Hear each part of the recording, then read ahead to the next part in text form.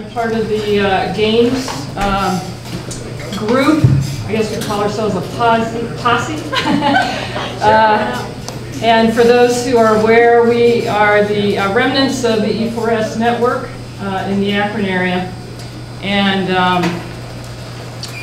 I have a long-time association since the beginning of the Evergreen project with Jim, and so we're real excited to be able to present that tonight. But before I get into introducing Jim, we have a few details.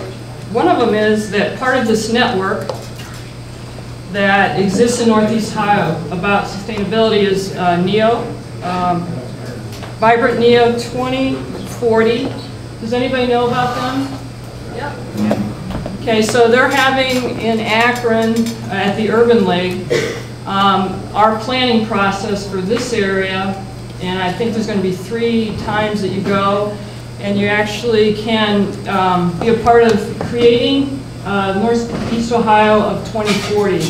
And to, for those of us who care about sustainability and the triple bottom line of people, planet, and prosperity, this is where you get the opportunity to really share your values and design the future that we want to see in Northeast Ohio. So highly recommend that you look into this group and to lend your voice to it. One of the things we hope with this group is that when you walk in here, you will experience a paradigm shift. And you'll walk out of here with a sense of hope. We were going to show a video that I know would have given you hope, but I am convinced after you hear the presentation about Evergreen, you will know that we can do things different, and people are doing it different, and very successful at it. So that's our gift to you. We want you to feel that and know that. Here, the second Wednesday, same time, and it's going to be about biomimicry, a way of understanding life principles found in nature and applying them to design challenges. Our own University of Akron has the world's first PhD program, and we are privileged to have them present how our world is being transformed through innovative applications in biomimicry. And we have the 3 students over there that will be presenting. So, and raise your hand if you know what biomimicry is. Right, so it's truly innovative and has extraordinary application in our world. No doubt that we have overwhelming problems. But here at Gaines, we focus on solutions. We are committed to giving voice to innovations and sustainability that have real transformative impact for our region. Tonight, we learn about an innovative approach to job creation and wealth building. Our topic is Evergreen Cooperatives, a collective of worker-owned businesses in Cleveland's inner city that has found a way to make the city cleaner and more wealthy in ways that will create permanent change for Cleveland's most economically and socially displaced segment of society, empowering them to be reabsorbed back into the local economy while greening and revitalizing inner city Cleveland. It's my privilege to introduce Jim Anderson of the Ohio Employee Ownership Center, who was a vital member of the development team of Evergreen Cooperative Laundry and has an enduring career working for and consulting with employee-owned enterprises. Currently, he is working with cities interested in replicating Cleveland's model. Welcome to Gaines, Jim. Thank you. Thank you very much. It's so good to be here. I want to begin by saying welcome. Hi, I recognize some faces here. That I'm representing 2 different teams here tonight. So the Ohio Employee Ownership Center was founded 27 years ago, and we're having on the 19th on the 19th of this month, we're having our 27th annual conference. The day before that, we'll also have a worker cooperative presentation. Yeah. And so we're going to do that, and we're going to talk about employee ownership, ESOPs, and we're going to talk about worker-owned cooperatives or cooperatives of any manner. that's going to be that presentation. And I would invite you on the 19th, it's at the Hilton across from Summit Mall, is where on Friday the 19th is where it's going to be, and on the 18th, the day before, the same site, we'll have cooperative discussions as well. And Russell, you may want to be there for that. And please, well, you're welcome to join us. And also, join us if you can. If you go to the next presentation on the poverty.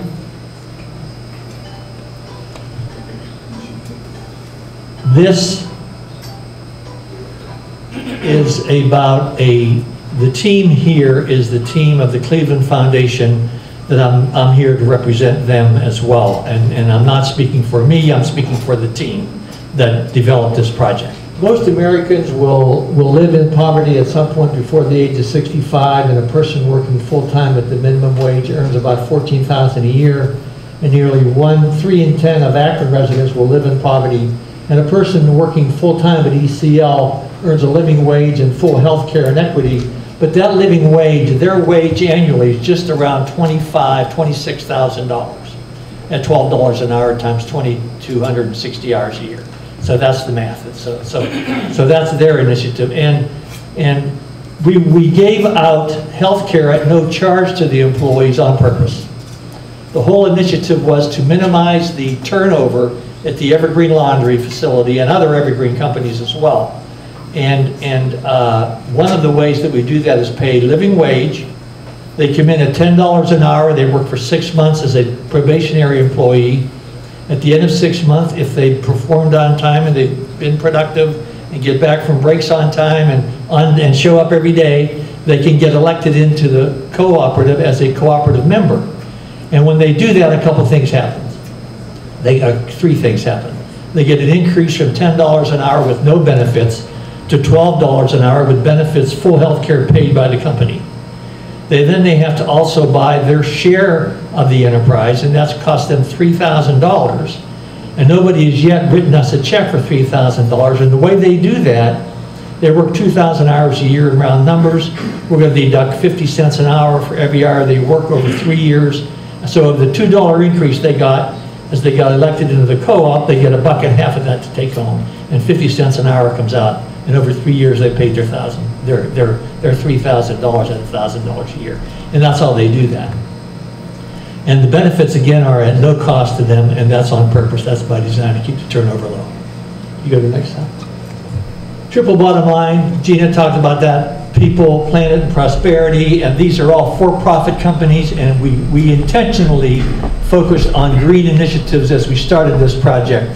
And every decision we made from the beginning throughout the construction was focused on green initiatives. And every decision we made on capital expenditures was focused on green initiatives. And not only being the greenest, but having the lowest carbon footprint in this facility in Northeast Ohio, probably in the whole state of Ohio. Go to the next one.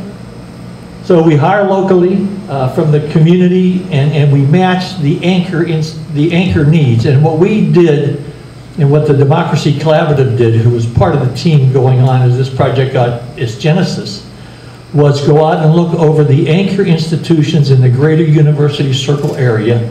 That would be the EDS and the MEDS, Cleveland Clinic, University Hospital, Case Western Reserve, University of the Art Institute, the Symphony, and looked at all of those folks and tallied up what their annual spend was, exclusive of payroll and construction. And that ended up just to be shy of $3 billion annually.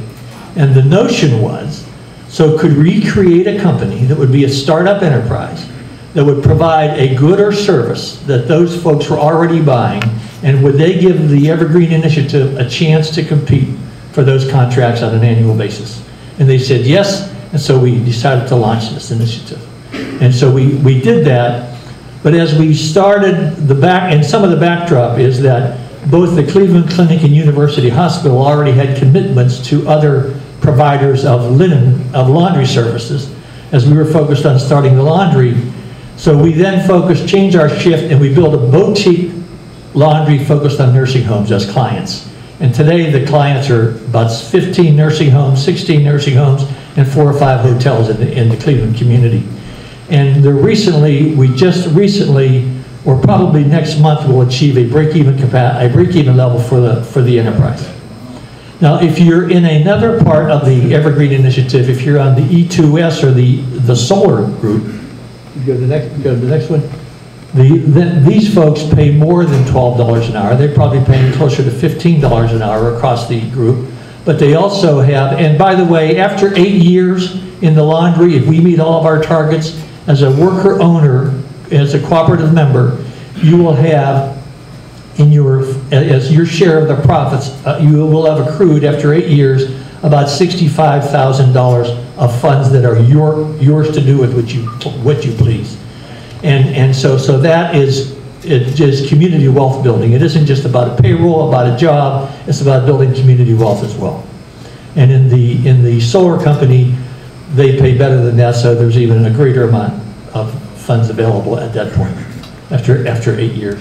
Go to the next one. One more. Green City Growers is a urban greenhouse that just was dedicated and had its first planting, and you may have seen that on the news. And it's growing. It's about 3.25 acres under roof, under glass. It's not really glass. But it's a clear see-through. It's growing lettuce and herbs, and it doesn't compete with the local farm industry. It's growing endive, escarole, the upscale lettuces. It's not growing just the head lettuce, so it doesn't compete with the local truck farmer. We're really competing with folks that truck it in from Arizona and California and New Mexico that are driving this product 2,000 miles across the roads and burning all this fuel and creating all this carbon problem. So what we're really doing is solving those problems. And what I have been told, I haven't tasted it yet because the first crop hasn't been picked yet, to my knowledge, but I've been told by those that are in the know that this is very tasty. It's grown hydroponically and it's fresh, and the shelf life is increased for the store owner 7 days by picking it fresh from a local vendor. And that's a significant advantage, obviously, as you can relate. And again, at the Evergreen Green City Growers Initiative, they pay even more than E2S, so they have a higher pay rate. And all of these three enterprises together probably have today, the laundry has 30, the solar has probably 70 for 100, and the Green City Growers probably has 25. It's going to top out about 40 or 50. So while it isn't neighborhood changing, it isn't, the results can't be measured yet, but it's going to be significant. Other prospective Evergreen Initiative companies that are going to be for profit, we've met with the folks from the Browns, the Indians, and the Cavaliers, and they all have one need in common, and that's printing. So we're looking at a printing cooperative as well. So we'll see where that goes. We're working with other cities in Atlanta, in Pittsburgh, and other communities in Ohio, Dayton, and Youngstown, and are looking to replicate this initiative there as well. Go to the next one. So in Akron, I think we have the same kind of opportunities here that exist in Cleveland, and the issue in Akron is who's going to lead it. I think it's got to be local leaders. The role of the Evergreen Initiative and the OEOC could be to do a survey to identify this annual spend of the key anchors in the Akron community. What's their annual spend, and what are the opportunities for what goods and services could be developed and identified that would become opportunities for new startup companies that would be worker-owned cooperatives. And so the idea of ownership is kind of the same issue. Go to the next one. Does that do it? Okay. So every community has the same underserved neighborhood problems. And every community has a need to hire folks that are released from prison. And at Evergreen Laundry, in any case, if you have a felony record, that is not a barrier to being hired. It's not a problem. We deal with those issues. And just a little inside story. As we were starting up the laundry and the first 5 people were going to be hired and show up for work on Tuesday, we had a 2-hour meeting on Friday, the Friday before they got there on Tuesday, and we talked about what kind of culture do we want to have here. And we started talking about it. We had this brown paper, we had all the white paper, we had the walls paper with all these slogans and sayings, and the word accountability kept coming up. But a new word entered into that dialogue from the folks that were former felons, and that word was caring. And every time I think about this story, I get goosebumps. So the folks that worked in the laundry that were cooperative members or were going to soon be cooperative members talked about three things. Caring for themselves, because they never want to go back to prison, and they recognized the mistake they made was a mistake they made years ago, and that's now they've learned their behavior has changed. They want to care about their fellow worker owners, and they want to care about the business. So the people, the planet, and the profits all come together in that word caring. And the whole notion is I'm going to care about myself, I'm going to care about my fellow worker owners, I'm going to care about the enterprise and take care of it with the way I behave and the productivity that I generate every day. So that's kind of the Evergreen story. And if anybody has any questions, I'll be glad to address them as best I can. Yes? You might have mentioned this in your opening remarks, but can you tell us where the seed money came from again and how that gets paid back, or is, how did this get born financially? Well, let's talk about that. The Ohio Employee Ownership Center was given a grant by the Cleveland Foundation to do a feasibility study. We did 4 feasibility studies, and I led all of that work. The Evergreen Cooperative Laundry was a subject of a study. The solar company was a subject of a study. Recycling was a subject of a study, and deconstruction was a subject of a study. Of those 4, 2 generated enough revenue to have an ongoing business because it had a top line. The 2 that did not were deconstruction and recycling. A little bit of backdrop. The deconstruction didn't have a top line because the only outlet for the deconstructed materials was Habitat for Humanity. And because most folks that were building a home in the community under $200,000 did not want this used, what they thought about used enterprise going into in these big windows, and there wasn't a fit for these 9-foot doors as well. So there wasn't a top line there. But Habitat for Humanity would be glad to take it and give it away, but that still didn't generate a top line. On the recycling study that we did, the feasibility study that we did, it was dealing with the blue wrap coming out of the operating room. Kimberly-Clark was the provider of the blue wrap originally, and originally they took it away. What happened over time was the blue wrap was found to be contaminated, but with urine and other operating room stuff. And the employees at Kimberly just refused to handle it any longer. So our reaction was, if Kimberly-Clark, who supplied it, won't take it away, why in the heck can we take it away? So it didn't have a top line either. So both of those did not have top lines, but the laundry did, and the solar company did. And so we went from a feasibility study and hired an individual that was a business expert from a company in Hudson to help us build the business plan. And we did that. And the business plan, or the feasibility study, revealed that there was about 250 million annual pounds of soil linen that had to be washed annually. And that's a chunk when you think about that. But just to put that in perspective, the Cleveland Clinic has about 22,500,000 pounds annually. University Hospital has about 15 million pounds annually. You put those 2 together, we decided to focus on nursing homes and build a laundry that could handle annually 10 million pounds, or a tiny piece of that whole market share. And that made a lot of sense.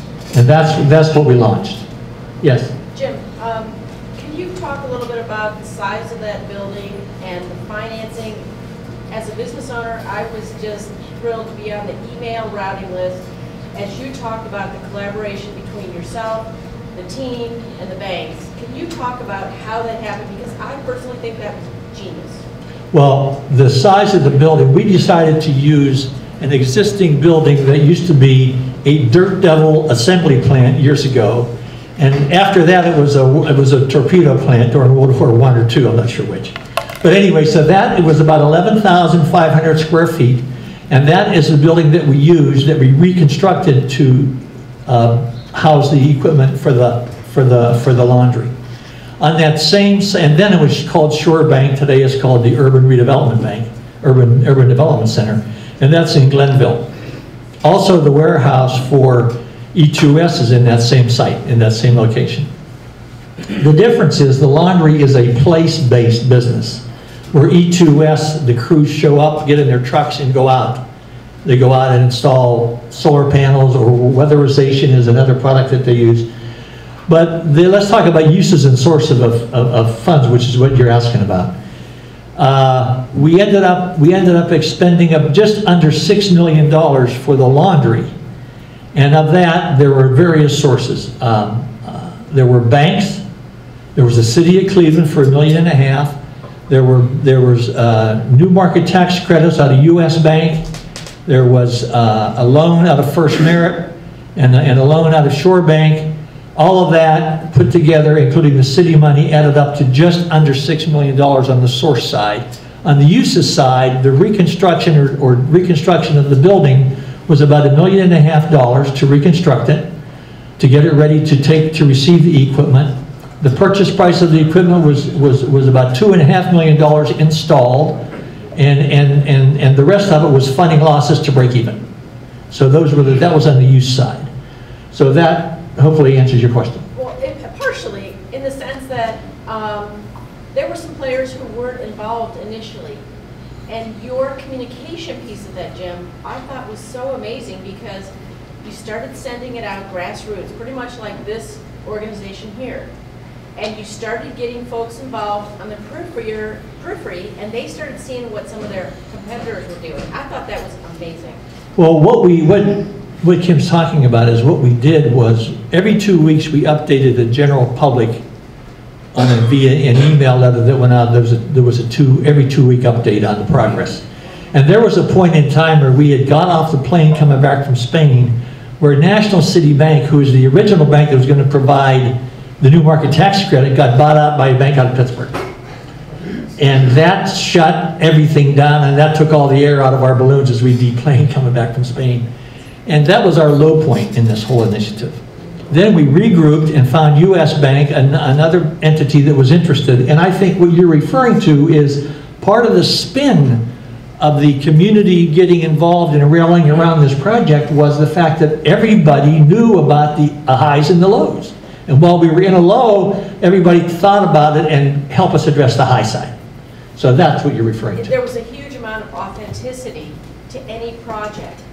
And the fact that other people could relate to it, I think, brought tons of people in. I mean, just to be able to say, you know what, this is worth my time to invest in this. This is worth my dollar. This is worth my commitment. This is worth my advice, which is kind of what we're talking about here. Well, and what they really did, they reinforced in their churches, in their neighborhoods, in their nonprofit other meetings and other enterprises they belonged to, the fact that they had knowledge of the project, they knew where we were and where we were not, and they could relate openly about it. I want to say something. Yes, go ahead. And I want you to share about Mondragon, but I was so impressed in what Kim is trying to express here is that this project came together during the collapse. It was ready to roll, and then we had the Great Recession. So this is truly visionary work and innovation, because they saw the long term and said, okay, we need to build something that is going to endure. There's something out there called the Long Now Foundation. They're building a 10,000-year clock. This is the vision of Northeast Ohio, and of the group that put this together was to build a Mondragon, Spain, Basque region model, which is an industry. And so while we're all swimming in a collapse, they're saying we got to go and do things really, really different and think long-term viability, which is exactly what sustainability is. How are we going to sustain our lives through all of the turmoil that we're going through? And that's why it's extraordinary. That's why it's innovative. So if Jim just a little bit tell them about Mondragon. The Basque region of Spain is the home of the Mondragon Cooperatives, NCC, the Mondragon Cooperative Corporation. And in Evergreen, we created an Evergreen Cooperative Corporation, modeled after the MCC, Mondragon Cooperative Corporation. Mondragon is a $20 billion cooperative company made probably of 85 to 100,000 worker owners. Every company in the Mondragon Corporation, MCC, is owned by the worker owners. Couple differences though. We talked about that $65,000 that people have access to. In Mondragon, if you're a worker owner, you do not have access to that money. But they own a bank as part of their cooperative. They own a bank, and they force you, if you will, I'm going to use the word kindly here, because remember, one of the favorite sayings of the MCC folks is we're not angels and everything we do isn't pretty. But they wanted people to borrow money from their bank that they owned and controlled and use the collateral of their profit sharing, if I'm going to call it, or the patronage account, as collateral for that loan. In Spain, it's $21,000 annually to buy your share of the business versus our $3,000. So they had a need in Spain to leverage your future ownership dollars and give you 3 to 4 years to pay that back, pay the $21,000 back. So that was the difference in the two models. There were other differences, but what Gene is referring to is the vision was to focus on the long term, not to focus on the short term, and to focus on generating for-profit businesses that could tap into the goods and services that were going to be bought by the local anchor institutions, of which every community has them. And whether we call it the Logue Initiative, which is what we call this survey from the Ohio Employee Ownership Center, named after our founder, John Logue, in his honor, who's passed away in December of '09. And by the way, the laundry started up in October of '09, and the solar company started up about the following month.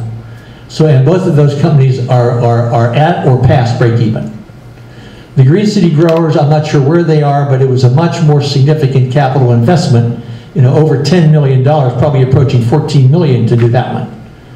So that's very significant. But it was also brownfield redevelopment. It was, yes, that's right. And so I don't know if there are any other questions, but I'm happy to take them and discuss them. Yes? Can you talk about the management style of the cooperative? How does it work? A little insight. Well, that's one of our negatives that I can talk about openly. We didn't do everything right. And one of the things we initially did was bring in a technical expert that really understood the laundry operation.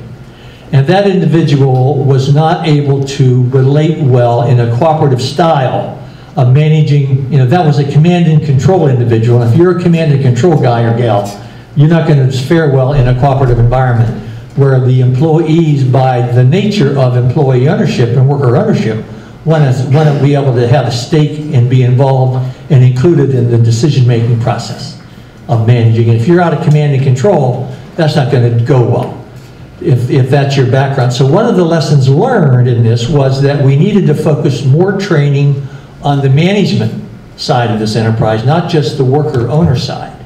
And that was a hard lesson to learn, but we should have known better, but we didn't. We didn't do everything right. We're not angels. So that's that. Did that answer your question? I partly was just trying to understand the example of that. Well, for example, we meet. How do you build your business so that you do have your revenues to service your? Well, we are a low-cost operation. We're state-of-the-art. We're green.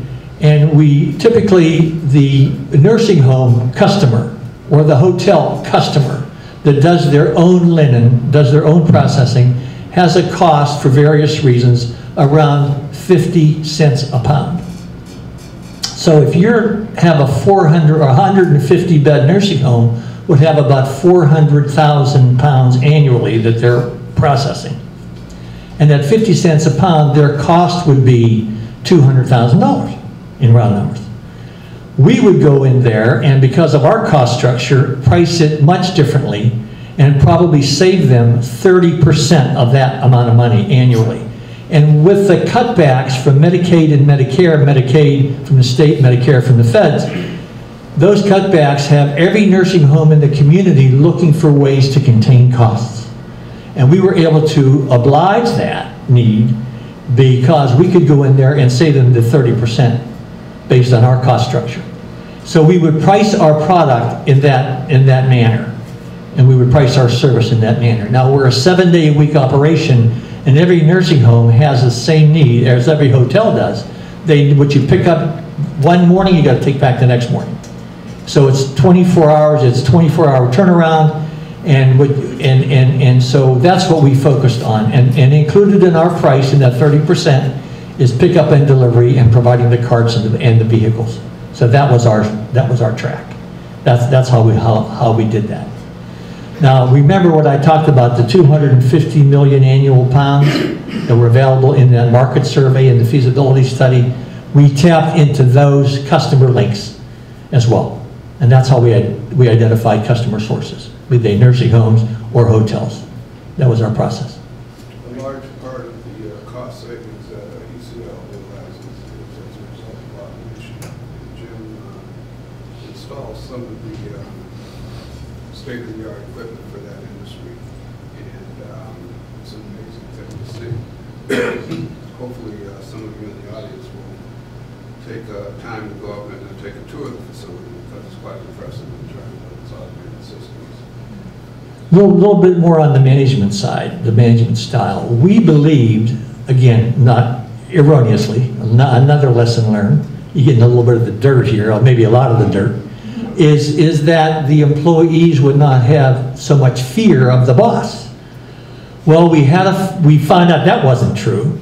So we invented what we call a TMO, what ticks me off, part of every meeting that we had. We had a weekly meeting and forced the worker owners that were in that meeting to talk about what's ticking them off. We could have another word, but that's the TMO process that we decided on. And it was kind of poo-pooed at the beginning because some folks thought that's not going to work. Well, they latched onto that, and the one thing about employee ownership, it's very noisy. And when you have a group of employees that are expecting you to ask them, what's ticking me off, they ain't bashful. And they're very willing and receptive to talk about what that is that's ticking them off since the last meeting. And whether it was working too much overtime or working whatever crazy schedules, as we grow the business, the demands on their time become more and more and more. Because on-time delivery is a given, high-quality product is a given, and we've got to meet those givens every turn. And we got 18 or 20 chances a day to not do it right, and we do it right every time. And that's our challenge. Yes? Are you still employing from the zip code?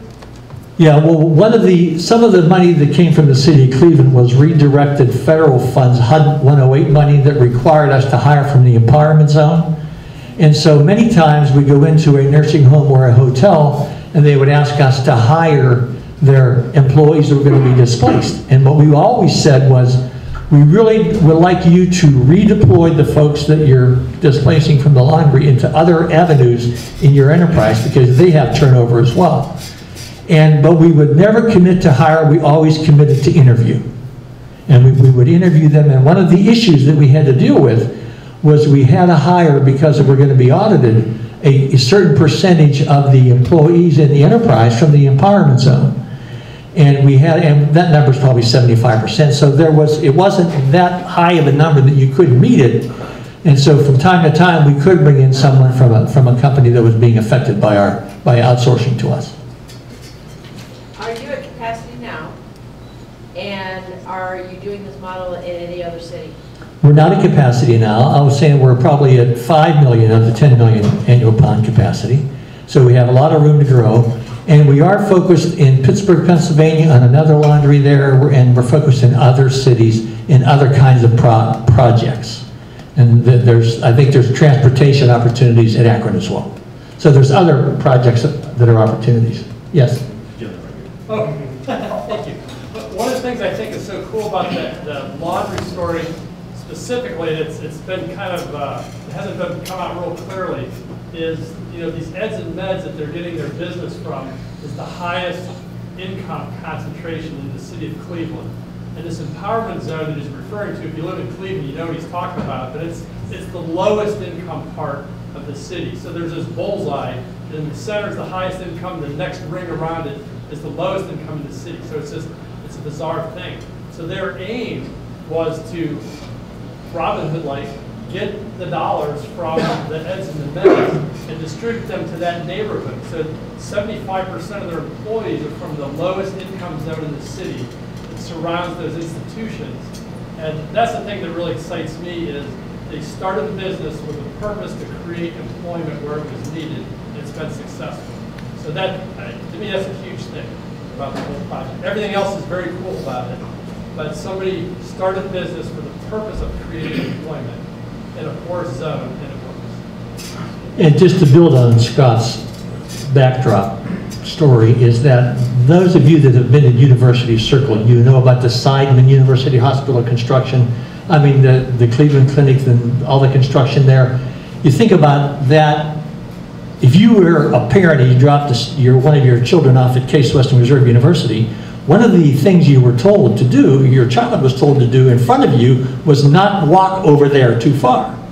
And the issue was, over time, the leaders of the clinic, University Hospital, Case Western Reserve University, became to care about the surrounding community and the safety of it, and decided to really do something about the safety issues. And when the C-suites got invested in this project, really committed to making a difference, that's when change really began to happen. And I think that's the way to say that. It isn't, so again, I speak for a team of people that were involved in this project, but the backdrop is there was a much different names and numbers of players that were involved in this, that go from the Cleveland Foundation to Democracy Collaborative to High Employee Ownership Center, Kent State University. A lot of folks touched this brand as it was being built. Got a question? Yes. I'm originally from the Glenville area. I think your zip code is 44108. Right. And I drive through Bracknell and pass you guys once every other day. You're focusing on the commercial part of the laundry business. Is there a residential, a personal part of the laundry concept? Have you ever thought about putting together business as well as personal, just a normal residential laundry mat also? A combination of both. I've seen that work somewhere in Seattle, Portland, I think it was. Some similar concept.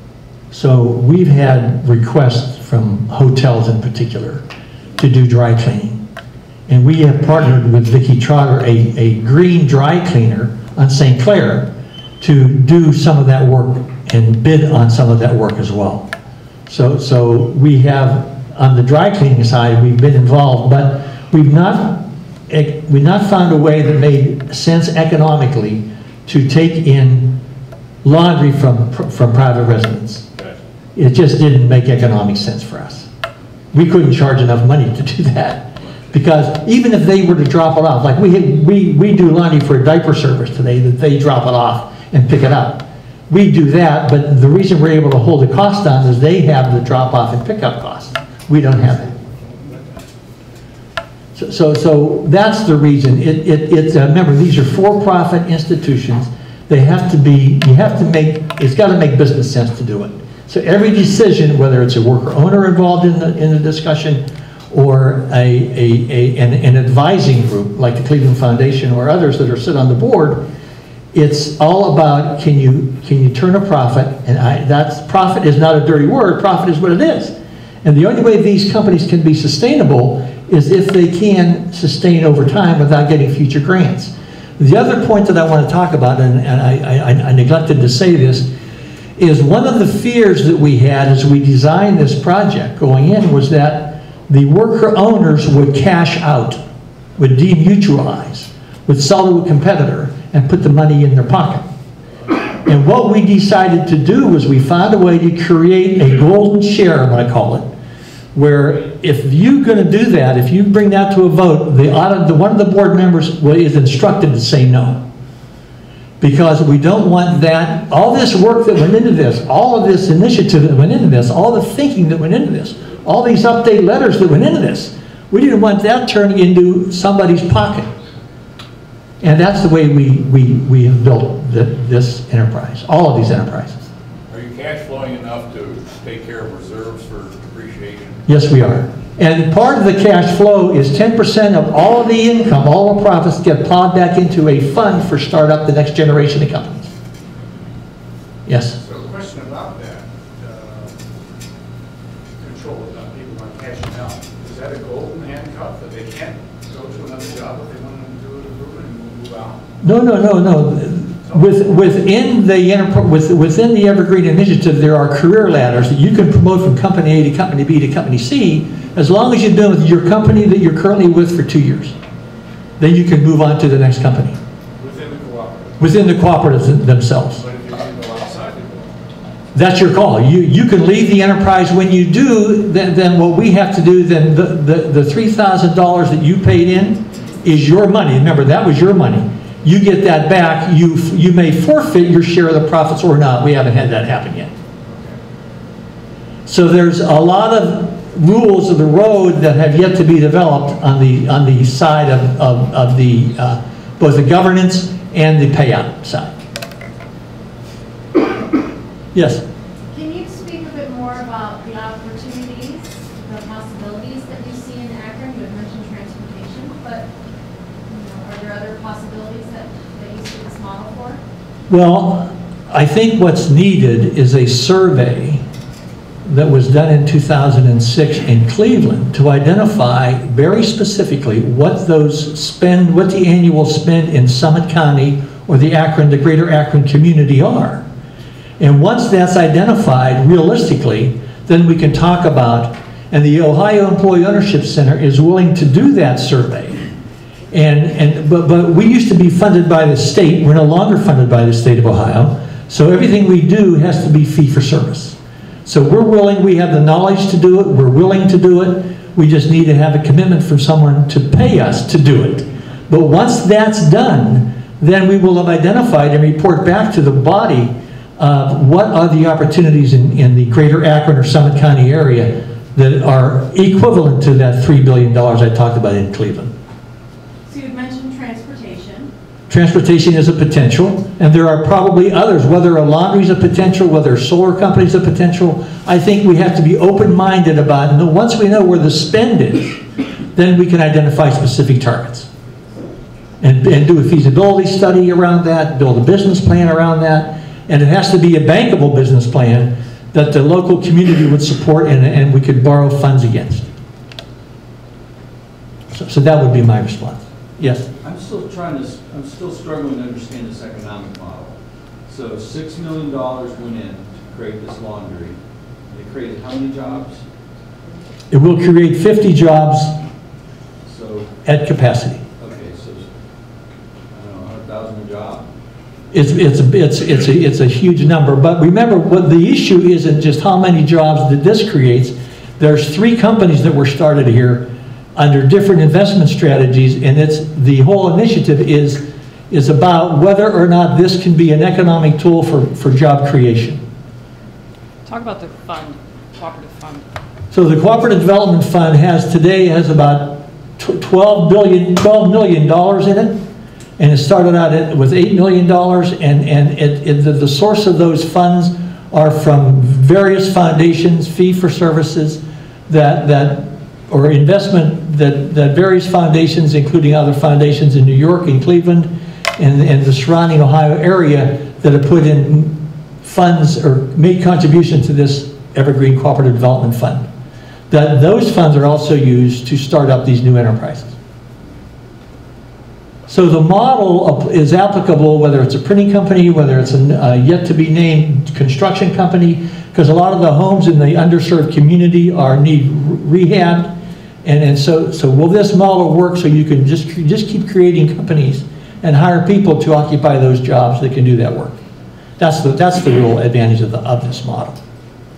Yeah, I get the concept. I'm still, my math brain's just not quite landing on what the model looks like. Do you have like an annual report that shows that? We're tracking, we have a longitudinal report and a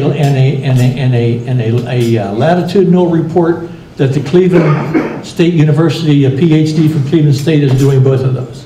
And that has yet to be published, because the real question is, so what the hell's been the impact on the neighborhood? And the answer is, flatly, I don't know yet. It's too early. It's just too early. But I understand your question, and those are always the right kind of issues to drive this. And in the community of Akron, those would be the same questions. How much was the initial feasibility study? And who funded that? The initial feasibility study in Cleveland was funded by a grant from the Cleveland Foundation. And an initial feasibility study probably cost $20,000 to $25,000 for the feasibility study, and a similar amount to do a business plan. So you put both of those together, you've got about $50,000 invested in both of those. And usually that money was granted to the OEOC, so it didn't have to be paid back. Has this been done in other cities? Are there other models close to this? The Akron City Council asked them, why don't you do something like this? Spend $50,000, see if it's feasible. Well, the real issue in Cleveland, though, I think the right model is not City Council, but the right model is the Akron Foundation to grant the payment of this initial study to see if this makes sense. Okay, so it's usually like a foundation is the source. Right, exactly. That's the initial source. Not government. Well, once the feasibility study was done, the business plan was developed, the Cleveland City Council put $1.5 million of HUD 108 money redirected into this project. It was 20-year, very low interest money. But that was after the business plan was done as a bankable plan, and the feasibility study supported the business plan. Yes. So, but initially, the real funding need is from a local Akron Foundation, as I see it. That's what I would recommend we focus on. Like the Knight Foundation, somebody gave. By whatever name, yeah. Right. Most of ours are a little smaller. I understand. But every community has similar needs. And I can tell you that this initiative in Atlanta has come a long way. Atlanta, Georgia. Okay. And they've come a long way, and they've got their own. Cleveland, Atlanta, other cities? Cleveland, Atlanta, there's a study going on in Pittsburgh right now.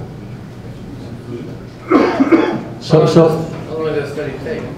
Well, a feasibility study, you think about it, probably takes 10 weeks. Okay, well, that's not too bad. No, I mean, and then that gets done. Then if that meets the test, then the decision you make at that point is, do you want to do a business plan development?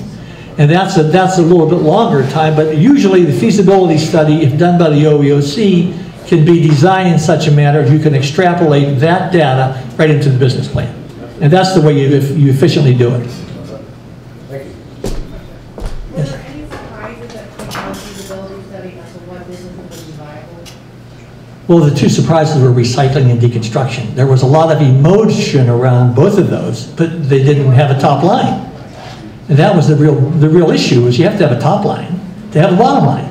Was laundry a surprise? Like, who would have thought of laundry? Well, the laundry idea came out of the CEO of the Veterans Hospital, who knew that in 2011, yeah, it hasn't yet happened, that they were going to close the Brecksville campus, if you know where Brecksville is, where the VA hospital there is. That was a 1,700-bed hospital that was going to get closed in 2011 or 2012 and get bulldozed.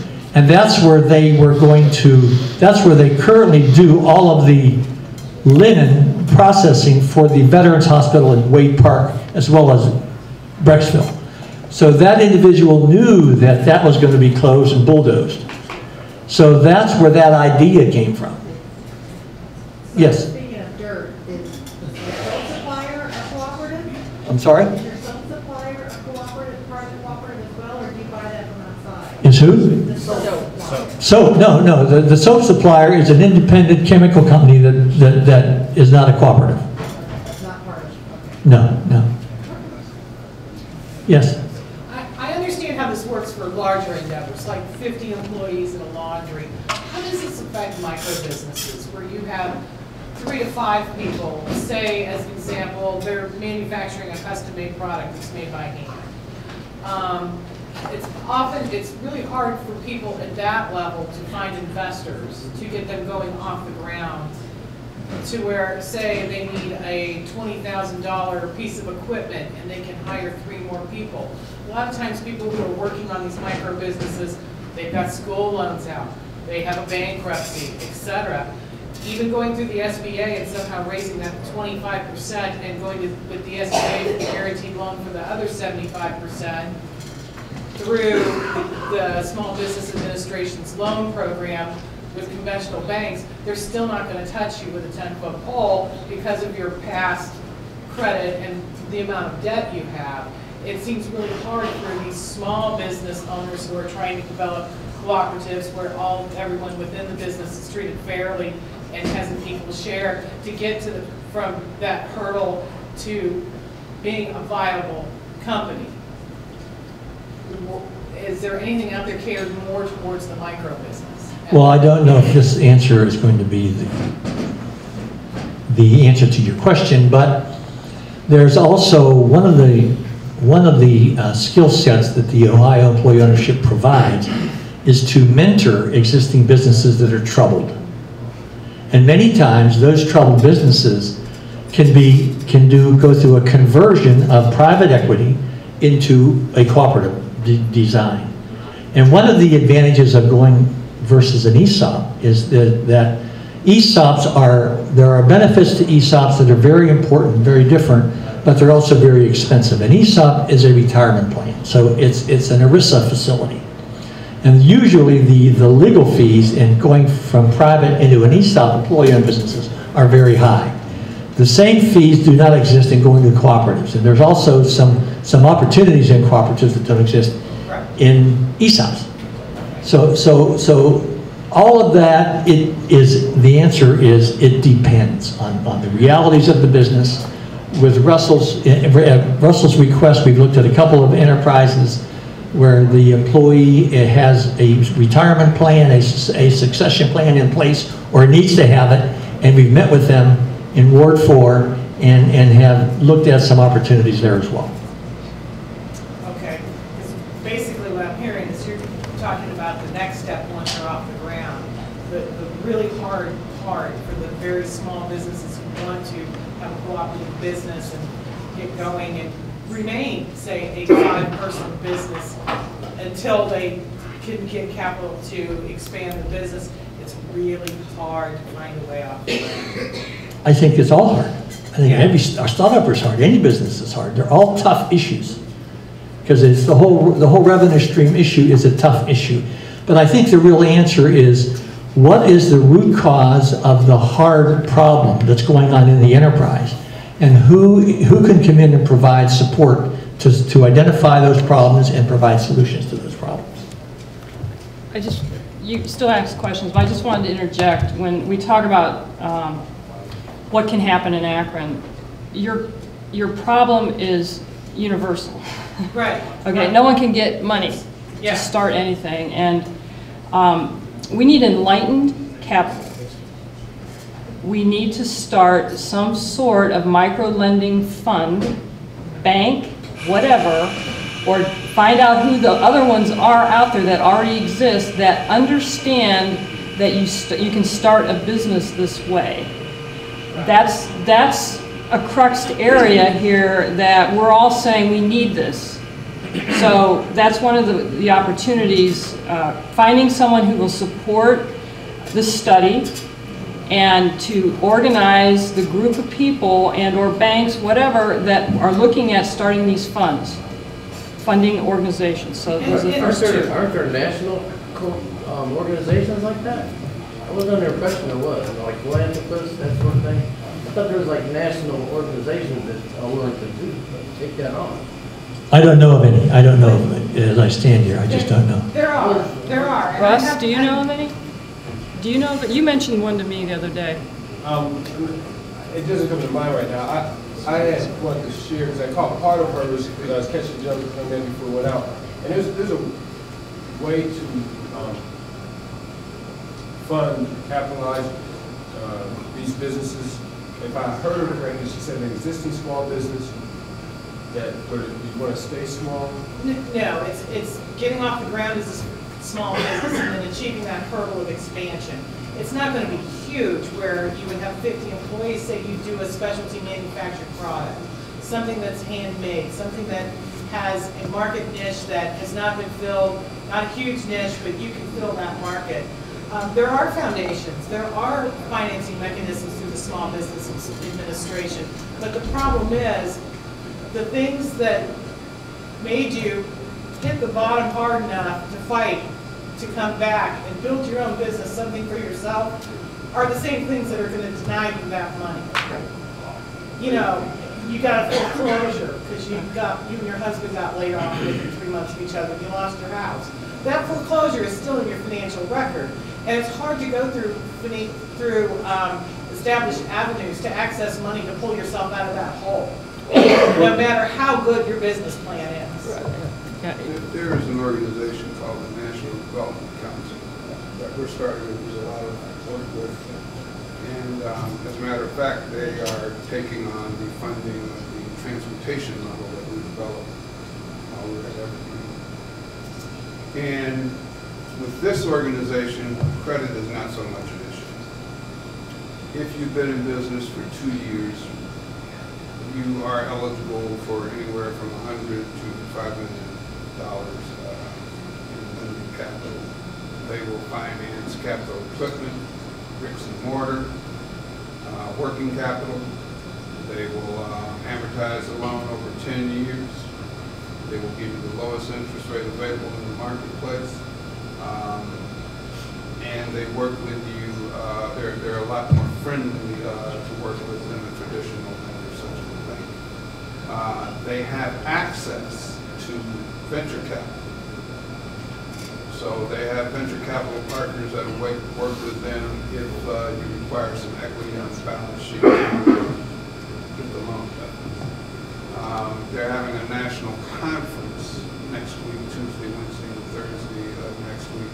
I will be attending the small business panel, which will convene at 10 a.m. on Wednesday morning. And I hope to come back with a lot of information to address the questions that you are asking. And some of the questions that I've heard from the forum regarding the business model.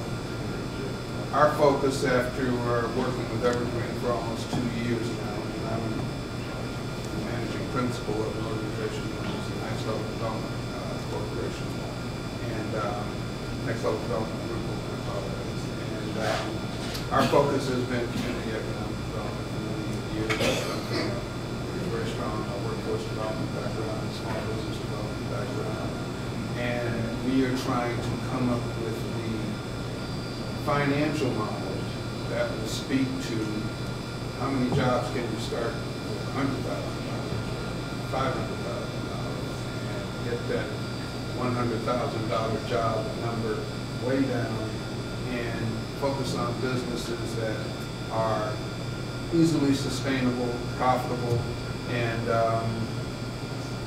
can enhance the businesses of the surrounding anchor institutions that would be willing to invest in these businesses.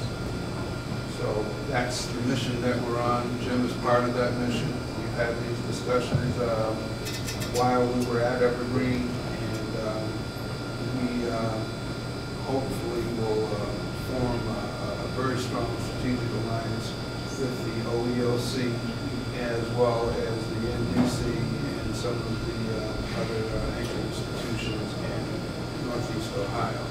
The work that's being done by Jim and his organization, Evergreen, is in its infancy. There's still some tremendous outcome measurement that needs to be done, but the results are starting to materialize. As Jim said, there have been some mistakes made in the past, but they're being corrected as soon as they become visible and as soon as we understand them and get our brains wrapped around them. And we expect some tremendous outcomes to come not only from Evergreen and Cleveland, but the information that we gather from that, take away from that, enables us to do startups in communities like these with a much better chance of success in the near term, as opposed to the midterm and long term. So that's the mission we're on right now. We have one more question. Are familiar with the business model Kiva, which is a microfinancer? I don't know if everybody knows about it, but for example, if you need $2,500, you don't go to one person, you go to 10 people and buy it at $25, and that's really low interest. Because it's not a big investment for an individual to lose $25 in $25. I think we could do that here. I think that there's enough people in this room, we could fund somebody tomorrow, really. I mean, Kiva's a great model. Kiva's a great business model. Jim, isn't there something you're going to be sharing at the conference, crowdfunding? Crowdfunding, yeah. And I'm not familiar enough with that to be conversational. So we're going to wrap up, unless there's another burning question in the room. Thank you very much for your attention here. Is there anything you need? No, that's fine. Okay. Thank you. Thank you. Just a couple more things. We want to thank our food people tonight that was given to us by Good Nature, and we really appreciate that. Again, like I said, we are remnants of an organization. We are not a nonprofit, and we are putting this together so that we can grow a network of people.